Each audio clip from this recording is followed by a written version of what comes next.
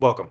In this demo, I'll be talking about PlayFab's data platform and its powerful set of features that allow you, a game developer, to take control of your game's data.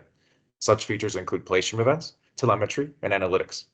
In this demo, I'll be covering each of these topics and demoing subsets of these features. First, I'd like to introduce myself. My name is Marco, and I've been working in PlayFab for the past few years, developing some of the features I will be discussing and demoing today. With regards to how this presentation will work, first there will be an introduction in which I'll describe some of the terminology I mentioned in the previous section, such as PlayStream and telemetry. Next, I will demo a subset of the features I will be discussing. And finally, I'll give links to resources that you can use to learn more about the data platform and our features and APIs. First, an explanation of PlayStream and telemetry. PlayStream is our event-driven architecture, which allows for real-time actions to be taken based on the events emitted by a game. Actions can include sending emails and push notifications, banning players, custom logic you define, and much more. Telemetry is a streamlined ingestion of events for analytics, which supports larger event payloads than PlayStream. And furthermore, a couple of new features in our data platform. First, event sampling, which allows game developers to choose exactly the volume of events that they want landing into their title's data store. This can help with certain things such as cost reduction. And recently, we have completely re-architected our ingestion pipeline to easily support the scale of some of our most demanding titles, such as Forza Horizon 5. Now, I will head into the demo and demo some of the features that I previously discussed. Here, we find ourselves in the rules section of the automation section in the UI, where I'll be creating a rule that bans a player based on logins. As I previously mentioned, you can create and make actions off of real-time events coming into PlayStream.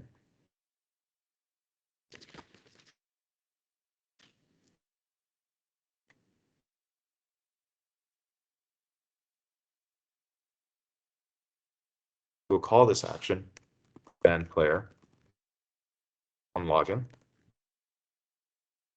and we'll search for the player logged in event.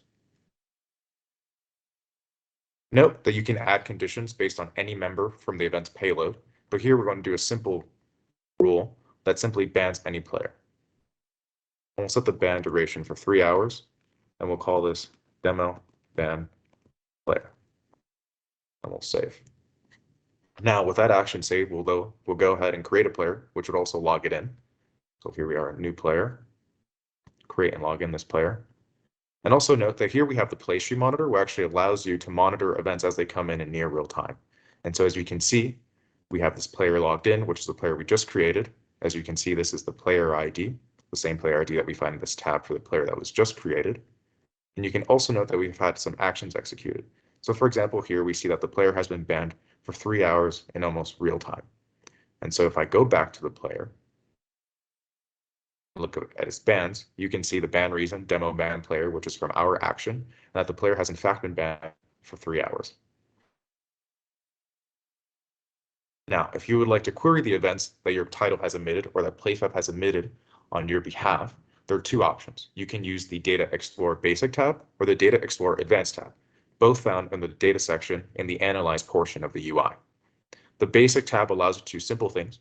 For example, here we have a 14-day query, which basically just shows you event volume by event full name.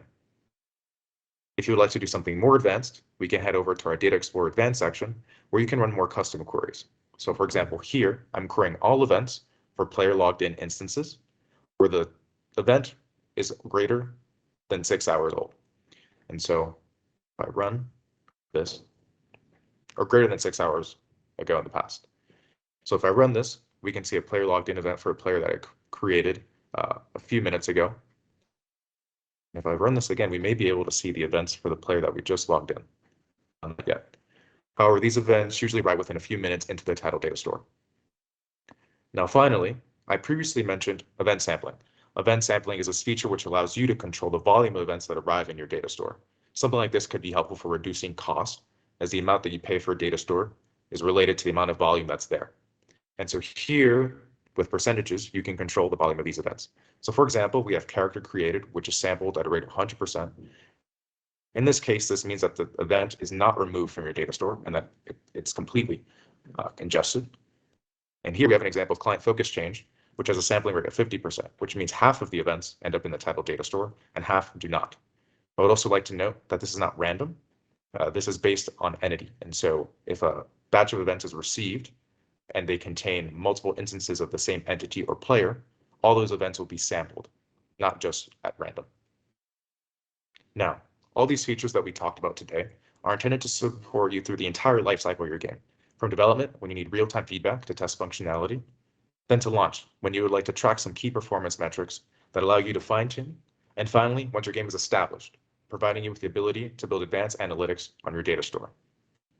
I'd like to thank you for taking the time to watch this demo and seeing what the PlayFab Data Platform can provide you as a game developer.